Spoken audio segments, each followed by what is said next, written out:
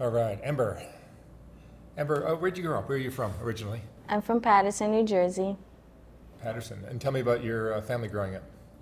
I grew up without my mom or dad. My dad was deported a little after birth, and my mom was such a heavy drug user that she was in and out of rehab and out of prison. So I had a wonderful woman adopt me and my sister, and she made life as best as it could have been, despite of everything else that I've gone through. How would you describe your childhood with the adopted mom? My adopted mom, perfect. Always had food, always had a roof over my head. She was greatly into God, so she instilled that into us. She worked very hard, and she, like I said, she made the best life that she could have made for us. For you and your My sisters. sisters. Okay. Do you ever meet your biological parents? I've never seen my dad, but I've had encounters with my biological mother. What kind of kid were you in high school? Very athletic, very quiet, but I had a temper. But yeah, I was just very athletic. You could call me like the tomboy. Everybody saw me as either the soccer player or the basketball player. And that's how people would describe me. The short Spanish basketball player. But they didn't know what was happening despite of basketball. You know, basketball was my place of safe haven, I guess you can say. What was going on behind the scenes? Like I said, my biological mother was a heavy drug user, so during the times that she was using, she wasn't like really on top of who was near and who was around. But weren't you with someone else who raised you? Say that again? Weren't you raised by someone else? Yes, I was raised by my adopted mother. Right. But she had visitation rights I see. Okay. throughout that, yeah. So during the times that she was able to see us, she took advantage. Like, she completely didn't even, like, she wasn't on top of who was around us, who she left us with, and little things was happening here and there. Like, that's when, like, the whole touching, and I was around 8, 9 years old at this time. You know, men touching me, telling me that this is things that my mother wanted to happen, you know, feeding me. Your adopted mom wasn't in the picture to protect you? It's not that she wasn't in a picture to protect me. Like I said, she had visitation rights, so she had a right to take us. Oh, for the weekend or something? Oh, I Or see. throughout the week. So Oh. So what kind of stuff was going on? yeah, so while she was using and with her friends, you know, there were other men around, so they started to like touch me, make me touch them. Later on, oral was introduced, I think around like 10. But like I said, she just wasn't on top of things that she should have been What was her as drug? a mom. What was your mom's drug? PCP, crack cocaine, pretty sure like Molly and all of that, Yeah. like everything, pretty much. Any one of those will do the trick. Yeah. Anything that would get her to where she needed to be. Yeah. And how did that affect you as you got older? It definitely caused like a ripple effect in my life. Like I said, she got into a relationship when I was 13 or 11, I believe, with a female. Like all our lives, we know her to be with men, and she had 8 kids, all of us by men. So out of nowhere, she was with a woman, but that woman had an older son, and during those times of visitations when I got older, it was easy for him to like come on to me because of what I had previously experienced with my biological mother friends while she was getting high. So being under the same roof and him being the aggressive person that he was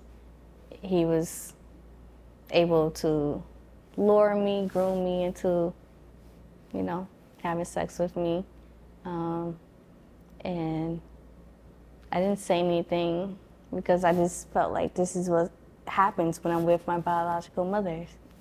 Like I said, from younger, this was happening, so I didn't think anything different was gonna come from. It almost becomes normalized. Right. It was definitely normal for me at that time. And then I went to high school, and security guard immediately. It's like people can see that I don't know. It feels like people can see that I'm an easy target, if you know what I mean. So it was easy for him to do what he did as well for 2 or 3 years. While you were in high school? Mm-hmm. And you never said anything to anyone? I said something to a teacher, but the first year and the first time that it happened, I told the teacher, and nothing happened. It wasn't until I told my best friend, and my best friend told an administrator. But that was 3 years later. I spoke up the first time and nothing happened, so I just felt like, here, again, normal. Something that's supposed to happen. And then trickled down to going to college. Me thinking that I can change what happens in my life going to college. And that wasn't the case. I met a guy, and he was a high blood rank member. And in the beginning, it was nice. He did the whole providing gifts. So, and that was something new to me. Like, I was always the person giving. And I finally had somebody who I thought appreciated me, loved me.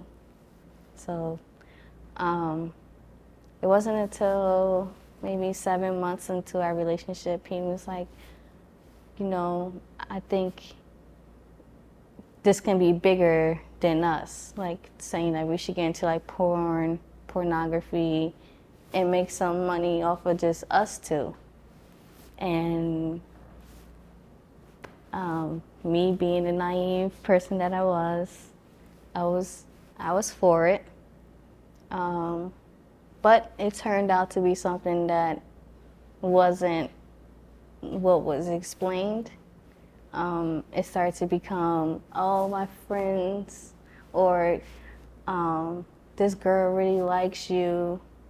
Can we try something with you too? This and the third, and then it came to his friends, and then it came on to something bigger. One of the first times that I was sold was maybe a year after dealing with him. I was sold to, I'm not gonna say names for safety reasons, but I was sold to a higher ranked person, but not in Bloods, but I would say more like mafia. And out of all the people that I was sold to, that was probably the best experience that I could have got out of that kind of experience, if you know. Like, there was no beatings, they really was focused on appearance. Like, you're the money maker. You are the person that, essentially is bringing this money in. So they really held up to that. They didn't, like I said, they didn't beat us. They didn't do scare tactics. It's like, it wasn't anything like that. And yeah, they took money from us, but they always made sure that we were okay. They didn't treat us like dogs. So you're working as a prostitute at this Yeah, point?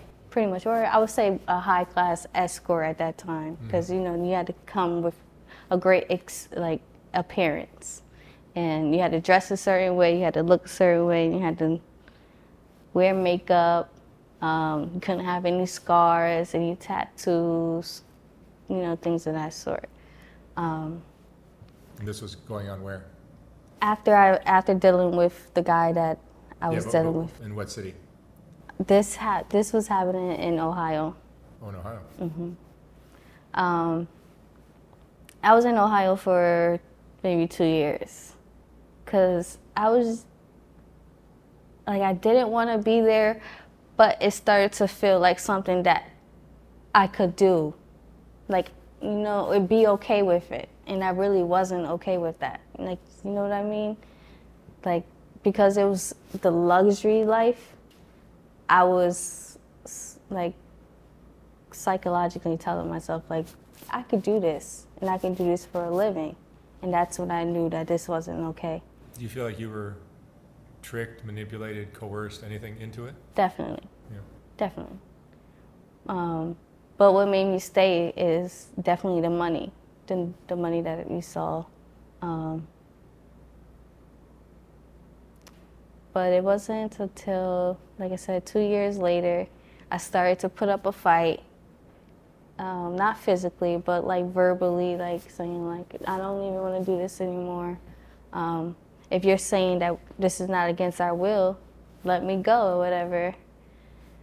And that turned out terribly, because they just ended up selling me to a lower end person. So after Ohio, I was sold to someone in Kentucky, and that was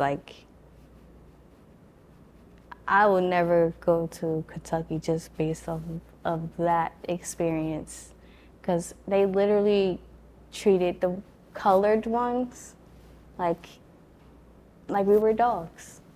We literally were treated like dogs. So the men that were kind of in control were Caucasian? Yes. And What city in Kentucky? You'd rather not say? yeah. Got it. Especially if you put it in my face. Right. Yeah. But how does it feel to be sold like a... Like a dog. I Yeah. keep referring to it. I literally, all my life have felt like a dog that's been trained for the line of that, being used sexually. But I'm trying to change that now. How old are you now? 26. 26. Are you still doing it? No. You're not? I've been out. My son is 3, so 4.5 years. Yeah. How did you finally get out? Believe it or not, the FBI. I'm not gonna go into. That's often how girls get out. Yeah. Is the pimp goes to prison. Yeah. So, yeah, we're not gonna talk too much about that, but they found me. They helped me, helped me get on my feet. I was in a couple safe houses. So. How's your life changed since you went through that and got out? It has definitely changed for the better. I have 2 beautiful sons, and I make sure I take care of them every day. Love them, give them everything that I was looking for as a young girl, and a mom. I just want to make sure that I'm nothing like what my mother was. So everything that I didn't like, I'm trying to change, but not put my problems onto my children, because they have nothing to do with the things that I've experienced before them. So I'm just trying to keep a great head on my shoulder, and provide for them. I'm in a good relationship. We are both together, and I'm trying to make sure that we stay together, because I believe that's important in young boys' lives. Sure. Especially in the day and age that we're in now, that really, it's heard of, but it's not something that people are looking forward. Everyone wants to co-parent and live their separate lives. But I want to be with one person, and my children know one person, and make it work. Yeah. Were drugs a part of your life when this was going? Definitely. So during that time, you had to have things that was like a pain enhancer or a sex enhancer. So ecstasy, Percocets, oxycodone, heroin. I'm pretty much done it all besides PCP. Yeah, and crack. I haven't done crack and PCP. Everything else. And you were able to get away from those drugs? It was hard. It was definitely hard. A couple times I had to do rehab, and a couple of times it was more of like from the heroin, I had to do like Xanax, but like 5, and then go to 4, then go to 3, then go to 2, then go to 1, then go to half. Like, I couldn't just cold turkey myself off of that. So, Do you feel like the reason your life went in that direction was because of your mom? I would say it definitely gave the ball the push and start. It definitely gave the ball the push and start. I don't know if this is just something that was bound to happen in my life, but it was definitely easier for the others to take advantage because of that. Because I felt like if it could happen with my mom, like, the person that brought me into this world is supposed to love me, it could happen with anybody. Mm-hmm. And that was a terrible mindset to have, and I wish not a lot of people knew, a couple people knew, but I just wish those people said, like, that's not what you're here for. That's not the life that was made for you. Yeah, you were dealt something, but now I'm hearing it because I'm in therapy. So that's what's changing everything, is actually, being in therapy now. Yeah, that's great. What is your mom's situation currently? Biological? Yeah. I believe she's in rehab. I believe. I don't really talk to her. I don't really talk about her. Yeah. Pretty much dismissed the whole situation. But my sibling still has a relationship, you know what I mean? Well, my 2 older ones. The other ones, the younger siblings, they feel the same way. Like, we just didn't really matter or exist. Only the 2 oldest did. But, hey, her loss. She's missing out on great kids and great grandkids, you know what I mean? If you had your life to live all over again, what would you have done differently? Definitely appreciated my adopted mom. I should have definitely said, am I allowed to curse? Sure. Fuck her, She decided the life that she wanted. If she didn't want to get that relationship from me, I shouldn't be forcing myself to get a relationship with her. I should have left that alone, but I was young, craving for a love that I thought I wanted. Nah, definitely good on that now. You've been in love before? Have you been in love before? Yes, I would say I'm currently in love. That's great. Did you have any examples of a loving relationship between No. When you were a kid? No, my adopted mom was never married. She had a relationship, but that wasn't it was a long distance relationship, so we didn't get to see. Your biological mom had 8 kids. Yeah. How many different fathers? All of us, besides the twins. Everyone has a different father? Mm-hmm. Wow. And Amber, what would you say is the most important lesson you've learned in your life? Love yourself. Love yourself.